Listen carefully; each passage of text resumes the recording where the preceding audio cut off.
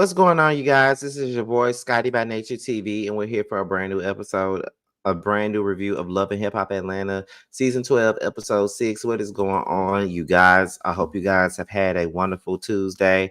And I have pretty much had the exact same today, but y'all gotta understand. I know that this review is late. Okay. First of all, I did not go out. Well, I did go out earlier, but that's the reason why I didn't do the live right after the show. But I'm also 10 minutes late for this live because y'all listen, I nodded. I have been nodding off. I fell asleep a little bit. And baby, I just got to be honest with y'all. At first, y'all was not going to get this live tonight. But I said, you know what? I'm going to go on and I'm going to go on and push through with this live because I don't even know if I'm going to have time to do it tomorrow. So I'm going to push through this live the best way that I can because, baby, when I tell you I am fucking sleepy, I am sleepy. I am so sleepy.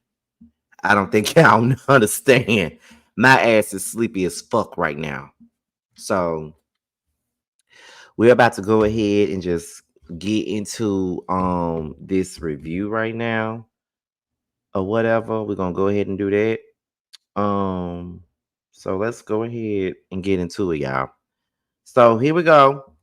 My notes are right here. I don't really think that this live is going to be that long at all. So let's go ahead and get into it, y'all. Okay, because I had to add this part to my live. I mean, not to my live, but to my notes.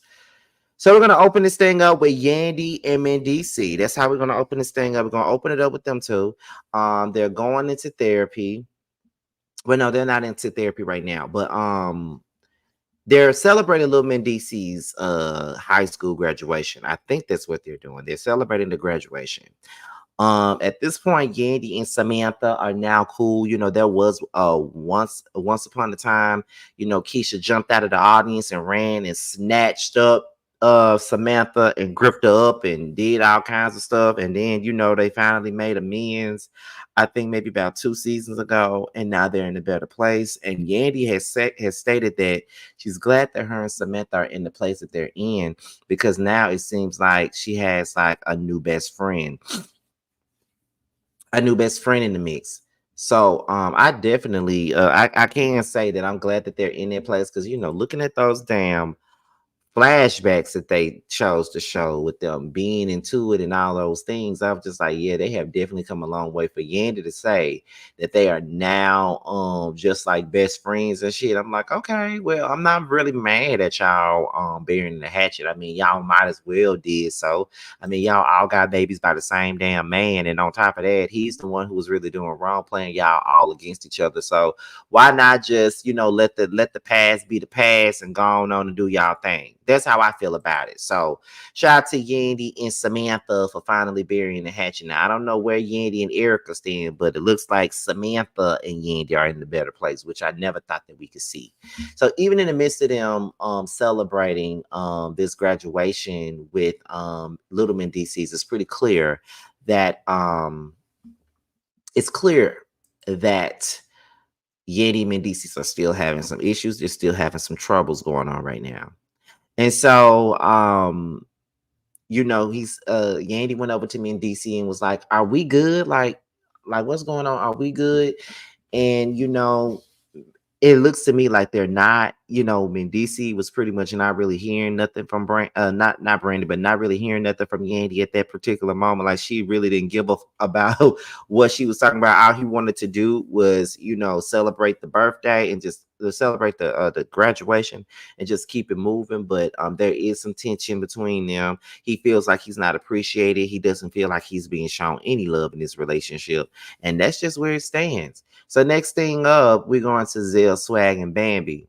Now, I guess they're going to grill. They're going to get some grills. That's the Atlanta thing. Although I'm gonna be a part of the Atlanta thing come Saturday, and I would not be buying no grill. Y'all would not be, seeing me smile for me daddy unless it's these teeth that I actually purchased and got drilled in my damn mouth. I would never get no damn grill put in my mouth. But I ain't judging the next month for doing it. I don't want no grill in my damn mouth. I'm just being real. But in the midst of them doing that, Zell was like, well, life, it has been a whole lot for me. Okay. I've been messing with the girls and the guys. I got a guy today, I got a girl tomorrow, and all that stuff. And then, that's when Bambi was like, wait a minute, so you getting it cracking with the guys and the girls? And then, Zell was like, yeah, I am. And then Bambi couldn't really say anything at the time because she was getting it done with a grill. But then Bambi was like, well, sis, it's your turn. That wait. That's when they started talking about Amy. And Zell was telling Bambi what Amy was saying about her. Like, he was basically saying, like, Amy said that she was that she was going with and all this other stuff. And she says that you didn't do right by her as a friend and you didn't tell her nothing. And Zell honestly feels like Amy is wrong for the shit that she's saying, because at the end of it all, like, girl, like, this was a 10-year-old and you still crying about it when you know you don't give a fuck about it. So that's how Zell is looking at it. That's how most folks are looking at this whole situation. Like, girl, you are still mad about some that you ain't even fucking on. I don't even know if y'all even had, I don't even know if you even got some of that. And if you did get some of that, how was the for you to be still mad about that 10 years ago? How was that? We want to know. I'm just being honest. Cause it is what it is. Then that's when Zell was basically saying that he slept with the girl while he was in Mexico. They met, they had drinks, they had fun, they had sex. He didn't use no protection. And he was like, I could be getting all kinds of diseases at this particular point because I'm out here raw dogging this woman. And even when I got back to Atlanta from Mexico, you know what I mean, I still was out here fucking her. And so Bambi was like, well, did you get yourself checked out? Like, are you good? And then, Zell said, I already got myself checked out, so I'm good. But now the girl thinks that she's pregnant. And so that's when Bambi was very shocked and appalled, because you out here fucking these niggas and you out here raw dogging, and now this girl think that she might be pregnant. And I'm just sitting here looking at this shit like, first of all, is this made up for TV or is this shit real? And on top of that, who the fuck want to have a baby by damn Zell Swag? I'm just being honest, because Zell does not give father to me. He gives father of the ants or something. Like, he don't give no damn father of a human being, just a father of an ant bed or something. Because Zed just is not no damn father material to me. I can't see him, changing his life for the sake of the fact that he got a damn child. I don't see it. I'm not trying to be negative about it. I'm just saying that I don't see it. I ain't saying this in the Bible. I ain't saying that it's true. I'm just telling y'all that I just don't personally see him being nobody's daddy. Okay. So it is what it is. But like I said, he can be the daddy of the ants, but I don't see him being the daddy of no damn human being, no little girl or no little boy. That's just me. So next thing you know, we got Ashley, Amy, and Erica Banks. It's pretty clear that this scene was just set up so Ashley can have some damn friends. But I'm gonna allow it because I actually like Ashley. I think she's pretty, and I really believe that if I was a Zell Swag and actually I will and get her pregnant. She's so motherfucking pretty to me. Like, I got a whole girl crush right now. The girl pretty is like, I would have all kinds of babies by her. But that's just another story. Can't believe I said this shit, but whatever. They were talking about Ashley, and Ashley explained her marriage to Zane. She said that she's having a baby, she's married to Zane. Zane doesn't wear his ring, she wears hers. She said that they're going through some things, and that's the reason why he don't wear his ring. But my thing is that he's pretty much disrespecting the marriage by him not wearing that damn ring, and you're out here openly wearing your ring. It feels like he's enticing these girls to come along and decide decide to screw him, because they don't really know that he married. None of us really knew that Lil Zane was married until he got on this damn show, because ain't nobody talking about Lil Zane. We ain't talking about Lil Zane since he was on Hardball or whatever he was on. Whatever he was doing after that. We ain't even talking about him ever since then. So it was just like, of course we would not know that his ass out here married. Then Amy started spilling the tea about Mama D's party. She was like, I went to Mama D's party. We were all celebrating mamas. It was like a OG party or whatever. You feel what I'm saying? And then, In the midst of that happening, Jasmine came there. She was all up in the business, and I'm trying to understand how the hell does Jasmine get to be invited to a Mama D party? I bet you won't ask Mama D that, and Mama D gonna straight up tell you exactly why she invited that good to that party, and she invited that girl to her party because she wanted the mess. That's the main reason why they're there. She said that Jasmine was messy and things like that, but Mama D was the one that invited her, so Mama D was the one being messy. And then Ashley was like, I'm just not sure about, she said, I met Kirk and Jock, but I'm really just not sure about Zane and him hanging out with these two guys. Although they're both married, I'm not necessarily, sure about them hanging out.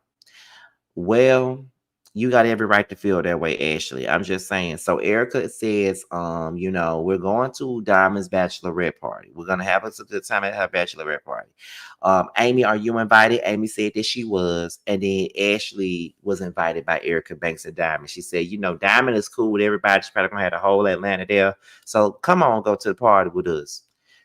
Yandy and DC had his damn therapy session, and I really ain't got nothing to say about that. The only thing I gotta say is that this therapy session was basically Yandy not wanting to take responsibility for the part that she plays in her marriage falling apart. She keep on saying that Mendici is vilifying her in this situation, but I don't really think that she's necessarily being vilified. I just think that Mendici is just calling her out on the shit that she does.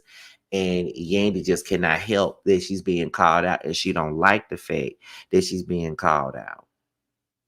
Yandy is a slick snake, though, to be honest. And she does be making a lot of moves and a lot of suggestions and a lot of decisions due to the fact that she's the wife of the situation. Like, she don't even think about, Mendici and how he feels about anything. She just go along and make these decisions like he doesn't have a say-so in nothing.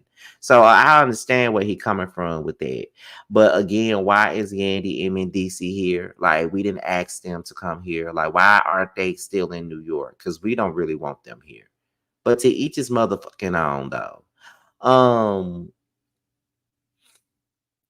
That is when we get into Zell and Brianna. Zell wants to have a date with Brianna. They start talking about the possibility of her being pregnant. And she said that she doesn't want to carry before marriage. She said she doesn't want to have no kids out of wedlock. She'd rather be married if she has a kid. And so she asked Zell, how does he feel about marriage? But Zell really didn't have nothing to say, because what can he say? He ain't got nothing to say about that, because what can he say about marriage? He ain't ready to marry nobody here. He ain't ready to be no damn daddy. You know what I mean? And so he did say, and well, since we're having this conversation, I will admit to you that I have dated and still date guys. She didn't have a problem with it. So then he brings a pregnancy test, and in the midst of the pregnancy test, she takes it, and we don't know if it's positive or negative. So we go ahead and get into the next scene with Zell, Jessica White, and Bambi. They get a reading, and I just got a reading 2 weeks ago. And there was a time where I used to get readings all the damn time. Like, I would stay going to get me a damn reading, but I don't really do it like that no more. But I did get one for the first time in a long time, about 2 weeks ago.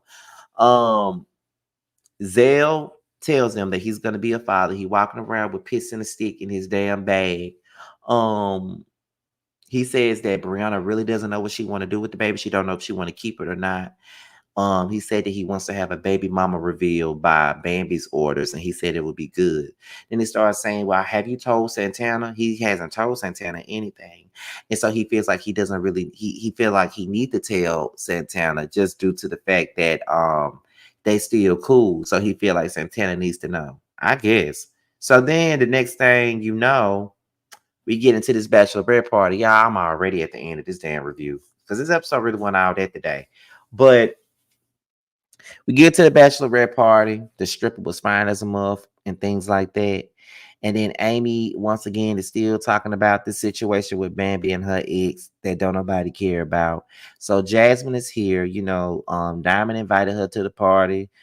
Jasmine comes along. Carly asks Jasmine how she doing. She meets Yandy for the first time. Yandy huffing and puffing, trying to blow down somebody's house. Jasmine pretty much says that Kirk is still trying to fuck her. And then Yandy sitting up here saying that she don't care to see no receipts and that she knew that he was a married man and shit like that. I'm just over Rashida's friends constantly giving Kirk a motherfucking pass like he deserves one. That man does not deserve no damn pass. And like I said before, like Jasmine is not like completely innocent in this whole situation, but at the end of the day, she's not wrong in the situation. The only thing that she was wrong for doing was fucking Kirk while he was married. That's the only thing that she's wrong for. Other than that, her ass ain't wrong. Everybody else in the way that they're moving is wrong for this situation. And I'm just over it. And I'm just tired of Carly and Yandy and everybody else that's on Georgia Prune's side trying to defend Kurt and giving him all of this damn pass. Like, girl, bye. Like, fuck all that. Like, yeah, Jasmine was wrong for fucking him, but so was Kurt wrong for fucking her.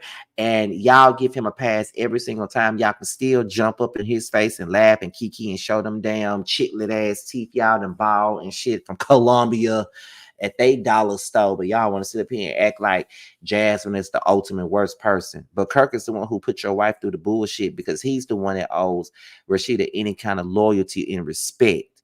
That's who owes it. So what the fuck you talking about?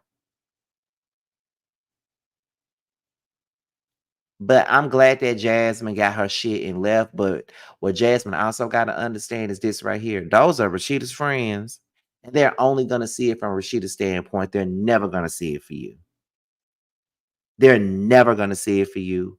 And Jasmine just needs to understand it. Stop going around their lady friends telling them about the tea. I understand that y'all on this show and that's what y'all got to do. But at the same point in time, you just got to stop talking to these girls. They're going to always take Rashida and Kirk's side, whether they're right or wrong. And that's just the truth. So y'all, that's it. That's all I really got for this. And it could be because I'm tired and I'm really struggling to get through this review because I'm sleepy as hell right now. But yeah, that's all I really got. But this episode really wasn't as juicy as the first 5.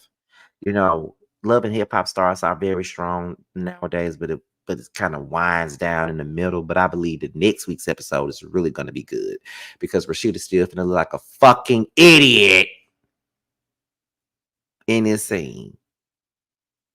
So, listen, I can't wait to see next week's episode.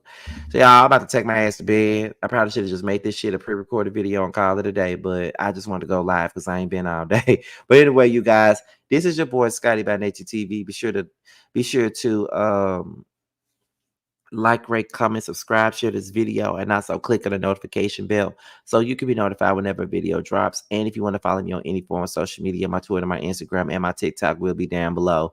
With that being said, you guys, your boys up out of here, and I will leave you guys with Bando's song, Don't Sweat. It's out now featuring Alana DeBlunt.